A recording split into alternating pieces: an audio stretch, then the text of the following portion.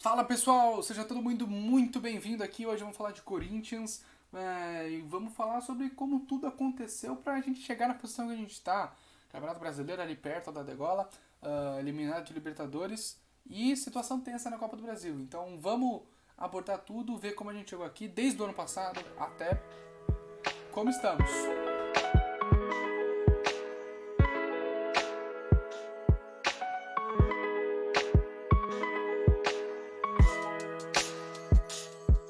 Eu ia começar com os resultados nessa temporada, certo? Tipo, como que tá no Campeonato Brasileiro, como que foi na Libertadores, mas eu vou começar antes, eu vou ir um pouquinho pra frente, certo?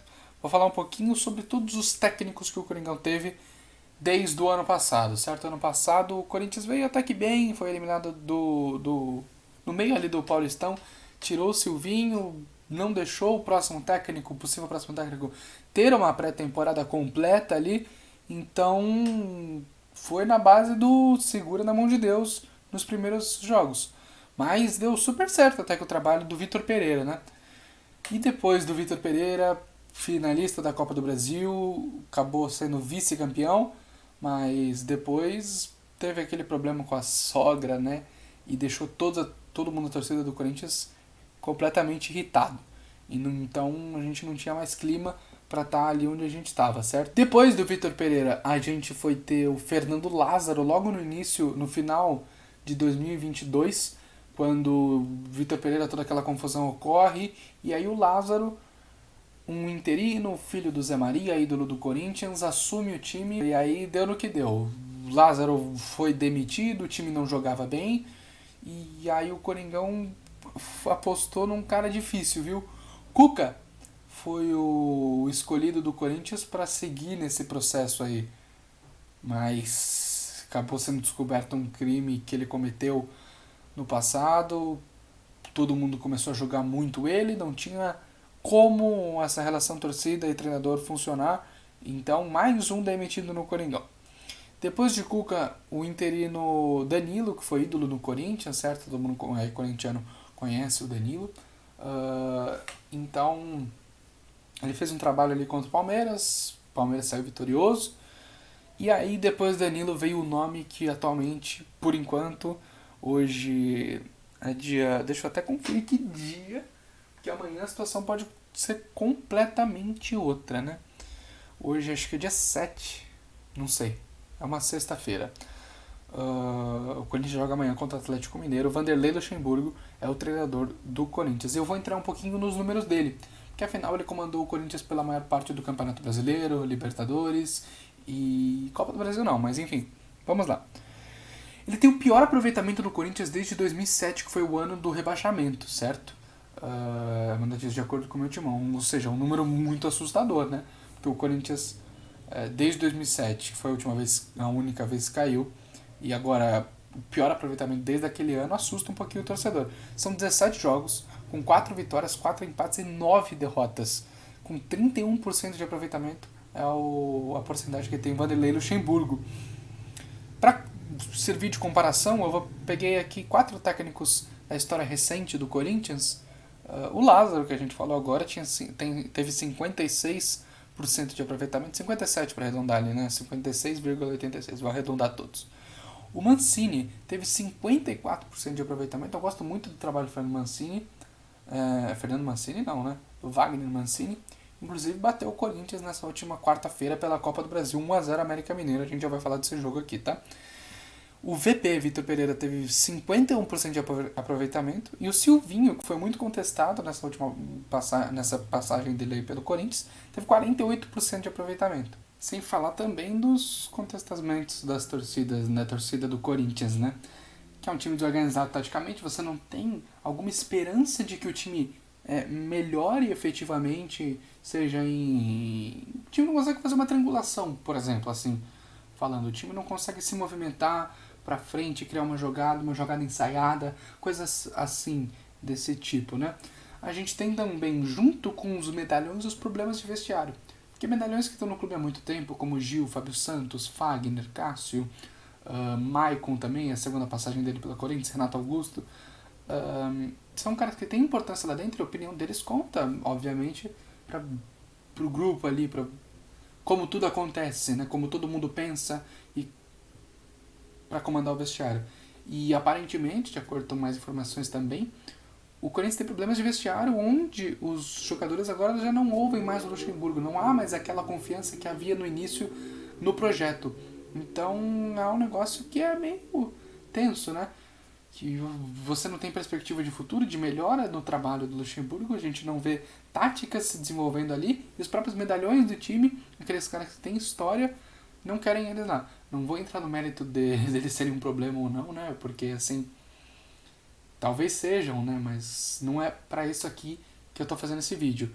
Isso aí pode entrar em um outro vídeo que a gente pode fazer aqui, mas se eles não têm a confiança do treinador, o trabalho não é bom, então o que está acontecendo? Vamos um pouquinho ver os números nas competições, certo? Então vamos partir agora para os resultados em competições, falando exclusivamente de Vanderlei Luxemburgo, descontando outros treinadores. Agora, a partir de agora, tudo que a gente vai falar é sobre Vanderlei Luxemburgo, no comando do Corinthians. Pelo Brasileirão, o Corinthians está na 16ª posição, uma acima da zona de rebaixamento, na frente apenas, em ordem decrescente, de Goiás, Vasco da Gama, América Mineiro e Coritiba.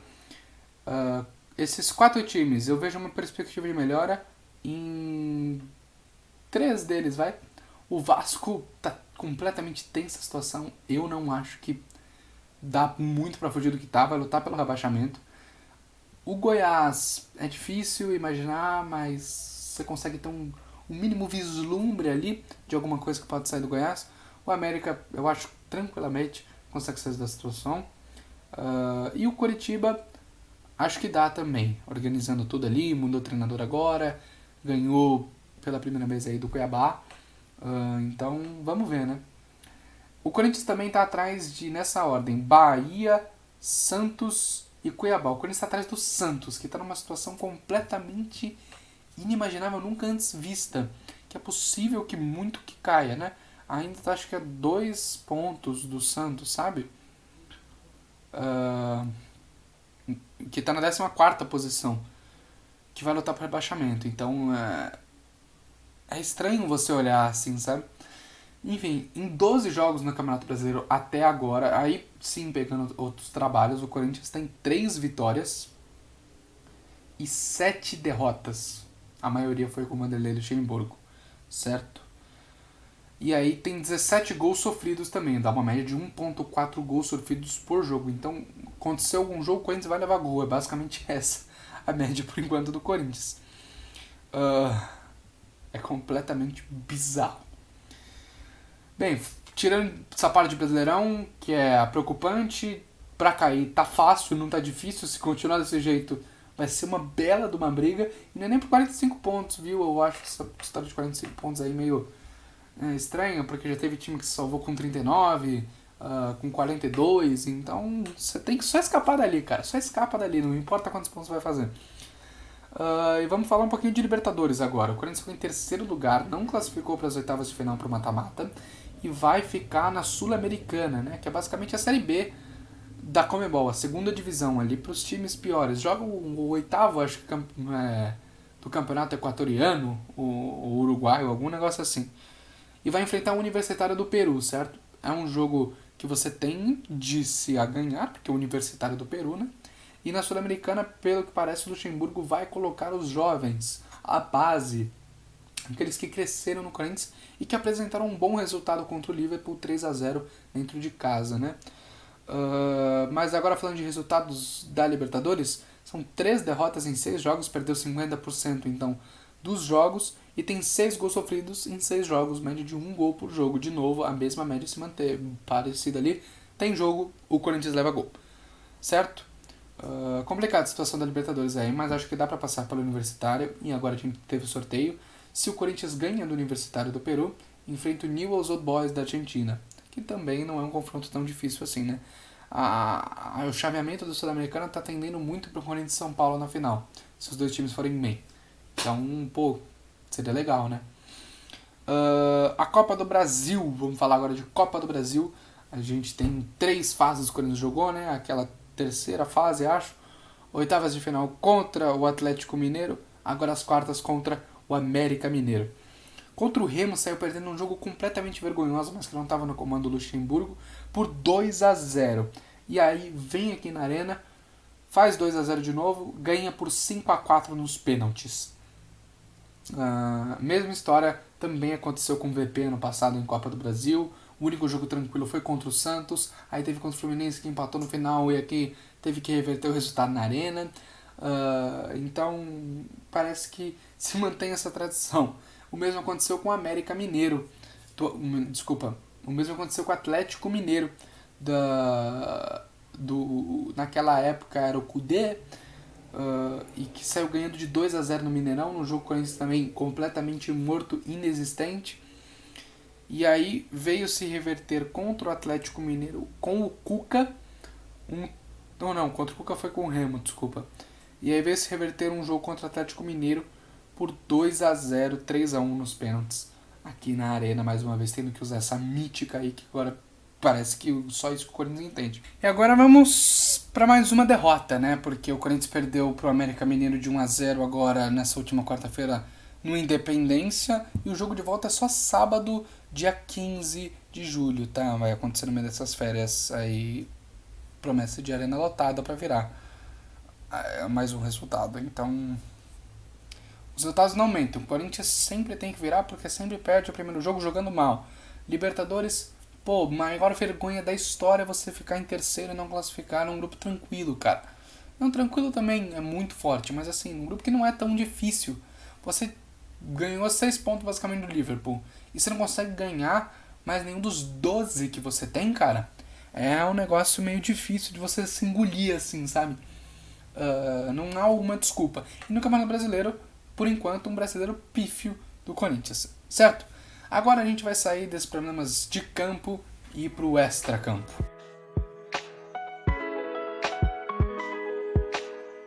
Agora indo para a diretoria e os protestos que a torcida vem fazendo e como tudo se interliga, tá? Primeiro de diretoria, eu notei muito pouco aqui nesse roteirinho que eu fiz aqui, por isso eu tô olhando bastante para baixo, porque é um roteirinho para lembrar as coisas. O Corinthians tem uma chapa que se chama Renovação e Transparência e tá no clube desde, acho que de 2009, certo? 2008, 2009, por ali. Então o Corinthians conquistou grande parte dos seus títulos da história, que foi de 2009 para cá, com a renovação e transparência, certo? Libertadores, Mundial, Campeonato Brasileiro, um monte aí de paulista, tudo estavam com esses caras, principalmente o André Sanches, né?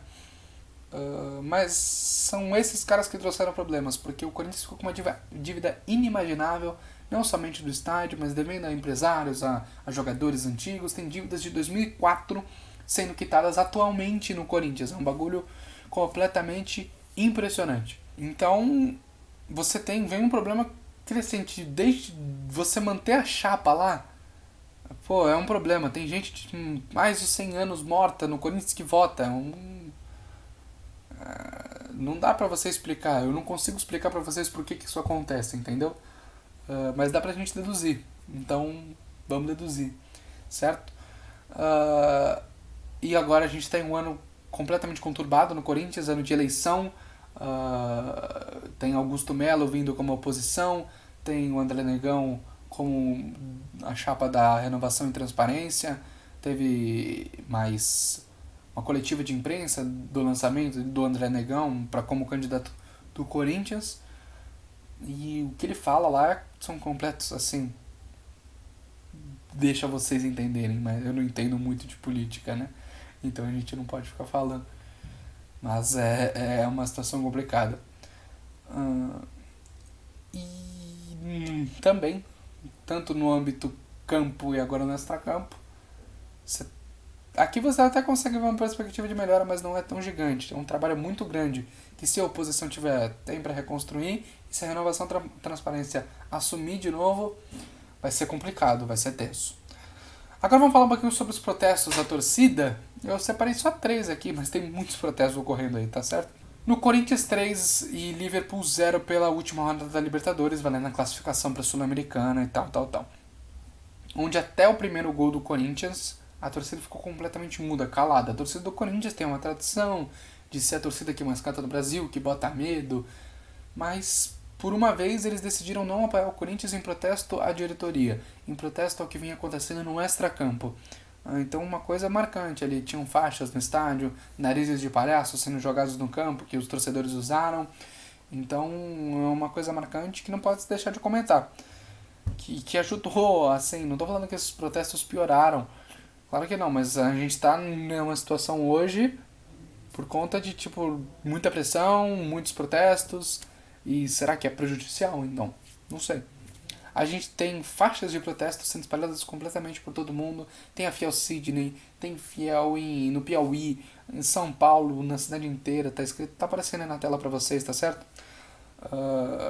Então, faixas por todo o mundo, não é exagero, protestando contra o Duílio, contra a diretoria do Corinthians.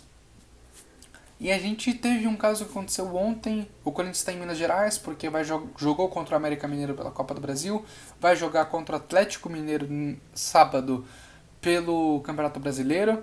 Então aproveitou para ficar nesse tempo em BH. E estava treinando lá e tal. E na volta de um treino, os torcedores que estavam hospedados no mesmo hotel que a delegação do Corinthians abordaram o Gil e começaram a falar um monte de coisa. Põe o vídeo aí, esse vídeo aí é tranquilo, depois o próximo vídeo não é tranquilo não, mas esse vídeo aí, põe aí pra gente ver. E aí, Gil, tá comendo dinheiro do Corinthians até quando, irmão? Tá roubando o Corinthians até quando você vai roubar? Até quando, papagaio? Por que você não vaza? Por que você não sai fora, irmão? Sai fora da panelinha para lembrar. Você é ex-jogador, irmão. Você é ex-jogador. Você tá roubando tudo. Você é ex-jogador da panelinha. Sai da panelinha. Você tá roubando. Você é ex-jogador. Você é ex-jogador. Você é ex-jogador, Já deu. Sai fora, vamos pegar da sua cara, chega, maluco. Chega, vagabundo. Você é vagabundo. Vocês vão ficar até quando fazendo isso com o Corinthians, cara? Tá roubando o Corinthians, rapaz. Então é isso, cara. É pressão, uma completa pressão absurda pra cima do Vanderlei Luxemburgo, pra cima do Duílio, pra cima do Alessandro, que é o diretor, também tá lá no Corinthians, ganhou o Mundial e a Libertadores. E parece que só se fica no Corinthians assim. Se você ganhou alguma coisa no passado, você tem a oportunidade, vai ter a oportunidade de voltar. É um negócio completamente absurdo, completamente impressionante. E agora vamos falar, tocar na ferida. Caso Luan. Vamos falar do início? Luan, do Grêmio, rei da América, campeão da Libertadores, vem pro Corinthians, acho que no mandato do Andrés ainda, como um dos maiores jogadores do país, acho que uma das contratações mais caras da história do Corinthians, salários mais altos. E 800 mil por mês ele recebe, tá? E com um contrato até o fim de 2023, o ano que a gente tá hoje. Ele não é utilizado, não rende, não joga bem, não joga, treina separado. E nesses dias, o Luan participou do podcast do Denilson Show e do Chico Garcia, certo? Falando um monte de coisas sobre a vida dele e tal, as coisas que se falam em podcast normais. Passa tudo isso, aconteceu tudo isso. No dia seguinte, na madrugada do dia seguinte, o Luan foi para um motel, coisas pessoais, completamente pessoais da vida dele, foi no motel, ele acabou sendo abordado, né, entre muitas aspas, por alguns torcedores do Corinthians, porque são torcedores, né, a gente não pode falar outra coisa, são torcedores, e aí bateram no Luan até ele sangrar. Não vou colocar esse vídeo aqui, mas o vídeo é muito pesado. O Luan não quer prestar queixa, aí a gente também não sabe o que aconteceu. Mas o que aconteceu é o seguinte: tem vídeos, áudios, um monte de coisa disso que o povo que estava lá falou pro Luan: ou você rescinde se abdicando de todos os valores que você tem no Corinthians, ou a gente vai vazar esses vídeos. Alguns vídeos vazaram, dizem que ainda tem outros, mas o Luan não quer abdicar 100% de tudo que ele tem para receber no Corinthians. E ele tá certo como um trabalhador, assim, né? Mas por enquanto ele não quer nada, não quer abdicar de nada. tem um contrato até o fim de 2023, ele tem uma parcela acho que de 6 milhões de salário para receber e 4 milhões de direitos de imagem atrasadas, pelo que dá para entender. Porque nada no Corinthians sai muito, nada vaza muito, então é muito complicado você entender. Ele treina separado e no podcast do Denilson ele falou que tentou mais uma oportunidade, foi falar com o treinador do Corinthians, o Luxemburgo, e falou: Luxa, me utiliza, 20 minutos me põe num jogo, mas cara, não tem clima, a torcida não quer mais. Então são coisas que levaram a toda essa situação que o Corinthians está. A pergunta, o Corinthians vai cair para a Série B, é muito difícil de ser respondida, mas o que a gente consegue ver daqui, do túnel que está lá longe, é que vai lutar contra isso. Então, é isso, galera. Todo mundo se inscreve aí no canal, deixa o like, compartilha. A gente vai ter rodada do Brasileirão. Eu vou comentar aqui segunda com todos vocês. Terça-feira, vídeo de previsões dos jogos que vão acontecer na Copa do Brasil. Quinta-feira, análise de todos esses jogos. E vamos juntos, certo? É isso aí. Obrigado. Tchau, tchau.